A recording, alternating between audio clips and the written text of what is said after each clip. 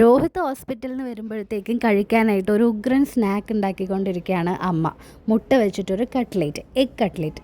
ഞാൻ നോക്കുമ്പോൾ അമ്മ ആരോടോ ഇങ്ങനെ കുശലം പറഞ്ഞുകൊണ്ടാണ് ഇതൊക്കെ ഉണ്ടാക്കുന്നത്.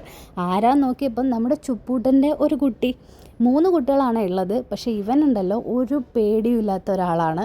അപ്പോൾ അവൻ ഇടയ്ക്ക് ഇങ്ങനെ ബ്രെഡൊക്കെ അമ്മ കൊടുത്ത് ഇവർ രണ്ടുപേരും ഭയങ്കര കഥ പറച്ചിലാണ്. വേറൊരു കുട്ടിയുണ്ട്, അതിന് കുറച്ചൊക്കെ പേടിയുണ്ട്. പിന്നെ ഇനി വേറൊരാളുണ്ട്, അതിന് നല്ല പേടിയായതുകൊണ്ട് വീഡിയോസിലൊന്നും നമുക്ക് ഇതുവരെ കിട്ടിയിട്ടില്ല. അപ്പോൾ എന്തായാലും ഇത് തകർത്ത് ബ്രെഡൊക്കെ കഴിക്കുന്നുണ്ട്, അമ്മ കഥയൊക്കെ പറഞ്ഞിരിക്കുന്നുണ്ട്. ലാവെങ്ങാനും ഈ സമയത്ത് ഇവിടെ വന്നിട്ടുണ്ടെങ്കിൽ എല്ലാ കാര്യത്തിനും ഒരു തീരുമാനമായേനെ. പക്ഷെ ഒരു 3 മണി ടൈം ആയതുകൊണ്ട് ലാവി നല്ല ഉറക്കത്തിലാണ്. അപ്പോൾ ഈ കുരുത്തം കിട്ട സാധനത്തിന് നമുക്കൊരു പേര് കണ്ടെത്തണം. നിങ്ങൾക്ക് എന്തെങ്കിലും ഒരു സജഷൻ ഉണ്ടെങ്കിൽ കമൻറ്റ് ചെയ്യാൻ മറക്കണ്ട കേട്ടോ.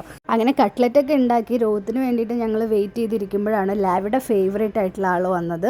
അതുകൊണ്ട് ലാവി കുറച്ച് എക്സൈറ്റഡുമാണ്, അതേപോലെ കുറച്ച് ഡീസൻ്റ് ആവാനുള്ളൊരു ശ്രമം നടത്തുന്നുണ്ട്. വീട്ടിനുള്ളിൽ നിങ്ങളൊരു ചേട്ടനെ കണ്ടോ, അതാണ് ഹരിച്ചേട്ടൻ, ലാവിയുടെ ഹരിച്ചേട്ടൻ. നമ്മൾ വീട്ടിലോട്ടുള്ള സാധനങ്ങളൊക്കെ പറയുന്ന ഒരു ഷോപ്പുണ്ട്, അവിടെ പറഞ്ഞു കഴിഞ്ഞാൽ ഹരിച്ചേട്ടൻ വീട്ടിലോട്ട് സാധനങ്ങളൊക്കെ കൊണ്ടുത്തരും. അപ്പോൾ എപ്പോൾ വന്നു കഴിഞ്ഞാലും ലാവിക്ക് മസാജൊക്കെ ചെയ്ത് കൊടുക്കും. ഇന്ന് ഞാൻ വീഡിയോ എടുക്കുന്നത് കണ്ടതുകൊണ്ട് ജസ്റ്റ് ഒന്ന് തൊട്ടിട്ടേ പോയിട്ടുള്ളൂ. അപ്പോൾ വന്നതും പോയതൊക്കെ വളരെ പെട്ടെന്നായതുകൊണ്ട് ലാവി അതിൻ്റെ ഒരു വിഷമത്തിലാണ്.